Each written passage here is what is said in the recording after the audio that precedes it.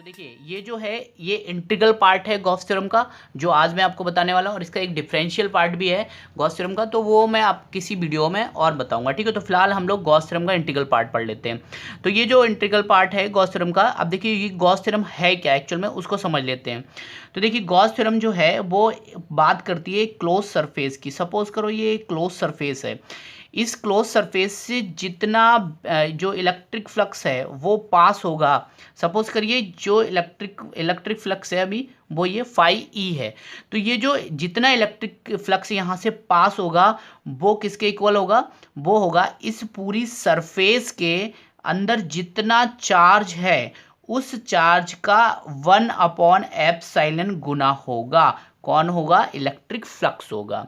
और electric flux की एक डेफिनेशन यानी कि एक फॉर्मूला हम पहले से भी पढ़ चुके हैं, कौन सा, कि integral of close surface vector E D S cos theta.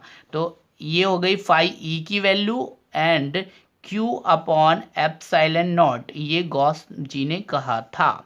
तो यानी इसका मतलब ये हो गया कि किसी क्लोज सरफेस से जितना इलेक्ट्रिक फ्लक्स पास होगा वो कितना होगा, बेस का 1/एप्सिलॉन गुना होगा। ठीक है, एप्सिलॉन नॉट गुना होगा। तो ये जो है गॉस थ्योरम है, इसको प्रूफ करेंगे हम लोग इसके इंटीग्रल पार्ट में। तो देखिए इसको प्रूफ करते हैं कि ये एक्चुअल में कैसे निकली है ये गॉस थ्योरम। तो इसको फटाफट से प्रूफ करते हैं। अब इसके लिए एक डायग्राम बनाना पड़ेगा, तो फटाफट से इसका डायग्राम बना लेते हैं और फिर समझते हैं कि गॉस थ्योरम है क्या। सपोज करिए ये एक क्लोज सरफेस है, ये क्लोज सरफेस मैं यहाँ पर बना लेता हूँ। ये एक क्लोज सरफेस है और यहाँ पर इसके एक चार्ज रखा है Q। यहाँ पर हम लोग एक चार्ज रख देते हैं Q। तो यहाँ से एक पार्ट लेते हैं, एक सूक्ष्म पार्ट यानी कि एक छोटा सा एक स्मॉल पार्ट लेते हैं एक सरफेस का, ये है एक स्मॉल पार्ट। ठीक है, और यहाँ से जो यहाँ का जो एंगल है वो डी ओमेगा हम ले लेते हैं। एंड यहाँ पे जो इस छोटा सा पार्ट है यहाँ से हमें एक एरिया वेक्टर लेना होगा। और देखिए यहाँ से जो इलेक्ट्रिक फील्ड चल रहा है वो कुछ इस डायरेक्शन में ऐसे चल रहा है, वेक्टर ही। ठीक है, और जो एरिया वेक्टर है वो भी इसी डायरेक्शन में है। ठीक है, ये है वेक्टर डी एस, मान लीजिए ये एरिया वेक्टर है। और ये जो पार्ट है आपका, ये छोटा सा part a small factor of surface, तो ये जो है ये एक डीएस पार्ट है और ये आपका पी पॉइंट है। ठीक है, याद रखना।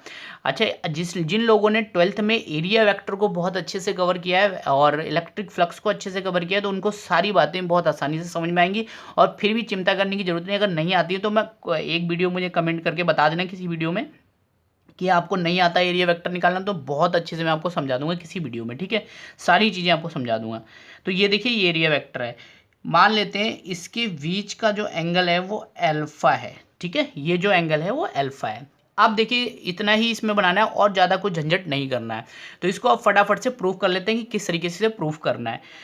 तो यहाँ पर जो Q चार्ज रखा हुआ है, इस Q चार्ज के कारण कितना इलेक्ट्रिक फील्ड यहाँ पर जनरेट हो रहा है, ये वाला। ठीक है, तो इसको लिख लेते हैं। देखिए ज़्यादा मैं थ्योरी यहाँ पर नहीं लिख रहा हूँ, थ्योरी आप अपने आप लिख लेना इसकी। ठीक है, तो यहाँ पर देखिए इलेक्ट्रिक फील्ड कितना जनरेट होगा, E equals to vector E equals to 1/4π/ε0 Q upon are square. Suppose करिए ये जो यहाँ से यहाँ तक का डिस्टेंस है वो है r। ठीक है, तो इसलिए क्या हो गया, Q अपॉन आर स्क्वायर हो गया। ये बात हमारे समझ में आ गई है। ठीक है, अब हमने हमेशा डेरिवेटिव में पढ़ा था, चाहे 12th लेवल हो तो हमने वहाँ पर भी पढ़ा था, चाहे बीएससी लेवल हो तो हमने वहाँ पर भी यही बात पढ़ी थी कि जो एक छोटा सा फैक्टर होता है, जो छोटा सा पार्ट ऑफ सरफेस होता है, अगर हम उससे निकलने वाला फ्लक्स निकाल दें, ठीक है, और उसका इंटीग्रेशन कर दें, तो हमारा काम बन जाता है, पूरी सरफेस का फ्लक्स आ जाता है या पूरी सरफेस का कार्य आ जाता है, या कुछ भी, मतलब जो भी आप निकालना चाहते हो तो इंटीग्रेशन कर देते हैं हम लोग। ठीक है, तो हम लोग क्या कर रहे हैं, यहाँ से एक छोटा सा ये पार्ट है, जो ये डीएस जो पार्ट है, इस डीएस पार्ट से होने वाला, होकर गुजरने वाला इलेक्ट्रिक फ्लक्स को हम लोग यहाँ पर निकालेंगे, कैलकुलेट करेंगे। तो मैं यहाँ पर लिख देता हूँ डीएस क्षेत्रफल से, मतलब डीएस एरिया से होकर गुजरने वाला इलेक्ट्रिक फ्लक्स, ठीक है, इलेक्ट्रिक फ्लक्स। आप गौर से देखेंगे इस पार्ट से होकर गुजरने वाला इलेक्ट्रिक फ्लक्स तो छोटा सा होगा, ज़्यादा तो नहीं होगा ना, पूरी सरफेस से होगा तो ज़्यादा होगा, तो छोटा सा पार्ट होगा, तो हम लोग इसे क्या लिखेंगे, डी फाई ई, हम लोग इसे ये लिख लेते हैं डी फाई ई, मतलब एक छोटा सा फ्लक्स निकल रहा है यहाँ से। अब इसकी डेफिनेशन क्या बनेगी, डेफिनेशन ये बनेगी कि ई डी एस कॉस थीटा, ठीक है, यही तो डेफिनेशन बनेगी। या फिर इंटीग्रेशन यहाँ पर लगा देते हैं क्लोज सरफेस का, ठीक है, तो यही तो इंटीग्रेशन है, यही तो फ्लक्स की डेफिनेशन है भाई। तो ये बात हमारे समझ में आ गई, ठीक है। अब आगे की कहानी समझते हैं, ई डी एस कॉस थीटा। अब यहाँ पर देखिए जो ये थीटा है वो कहाँ कहाँ का एंगल है, ये भी हमें पता होना बहुत ज़रूरी है कि क्या है ये थीटा और कैसे निकलता है थीटा, ठीक है। तो इसके बारे में एक अलग से वीडियो में बनाऊंगा, फिलहाल मैं अभी यहाँ पर समझा दूँ। ये जो थीटा है वो डी एस यानी कि वेक्टर एरिया और इलेक्ट्रिक फील्ड के बीच का एंगल है, ठीक है। तो कॉस थीटा है तो इसके बीच का एंगल हमने यहाँ पर कितना मान रखा है, यहाँ पर हमने माना है एल्फा, तो हम थीटा की जगह पे यहाँ पर क्या लेंगे, एल्फा ले लेते हैं, ठीक है। तो ये आ गया हमारा यहाँ पर एल्फा। अब देखिए यहाँ पर जो फाई ई की वैल्यू है, ठीक है, इसको हम थोड़ा और आगे बढ़ाते हैं, ठीक है। तो ये हो जाएगा D phi E equals to, और integration of close surface, E की वैल्यू हम पहले ही निकाल चुके हैं कितनी, 1/4 pi epsilon 0 Q upon R, तो यहाँ पर लिख लेते हैं 1/4 pi epsilon 0 Q upon are square and D S cos alpha, ठीक है। तो यहाँ पर लिख लेता हूँ मैं आगे की साइड में, D phi E equals to integration, ये देखिए ध्यान से देखिए, एक काम करते हैं, integration of close surface 1/4 pi epsilon 0, और ये जो क्यू है ना, मैं इसको यहाँ पर लिख लेता हूँ क्यू, ठीक है, यहाँ पर लिख लिया। और जो ये आर स्क्वायर बचा है इसको मैं अलग करके लिख लेता हूँ यहाँ पर D S cos alpha upon are square. ये मैंने अलग करके क्यों लिखा है, ये वाला जो पार्ट है, ये वाला जो पार्ट है ये मैंने अलग करके क्यों लिखा है, इसका भी एक रीजन है, ठीक है। रीजन ये है कि ये जो पार्ट होता है ये डी ओमेगा के इक्वल होता है, जो हमने यहाँ पर ये माना है ना डी ओमेगा, इस डी ओमेगा के इक्वल होता है, इसलिए मैंने इसे अलग से मान रखा है, ठीक है। तो यहाँ पर इसका मान ये जो हो जाएगा वो निकल कर ये आ जाएगा D phi E equals to integration of close surface 1/4 pi epsilon 0, and इसकी जगह 1 की जगह पे कितना था, क्यू था, ठीक है, मैं क्यू लिख देता हूँ यहाँ पर, और डी एस कॉस एल्फा की जगह पे कितना आ जाएगा, डी ओमेगा आ जाएगा, ठीक है, क्या आ जाएगा, डी ओमेगा। यहाँ पर लिख भी देता हूँ मैं, because D S cos alpha equals upon are square equals to D omega, तो यानी इस पूरे की वैल्यू कितनी हो गई, डी ओमेगा, तो मैंने यहाँ पर डी ओमेगा रख दिया।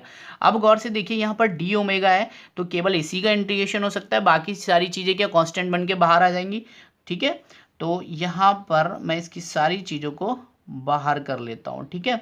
और अब जो हम निकालने जा रहे हैं, मैं पहले एक लाइन लिख देता हूँ यहाँ पर, अब जो निकालने जा रहे हैं हम लोग यहाँ पर टोटल फ्लक्स निकालने जा रहे हैं, ठीक है, कितना निकालने जा रहे हैं, टोटल फ्लक्स, यहाँ पे लिख देता हूँ मैं टोटल फ्लक्स।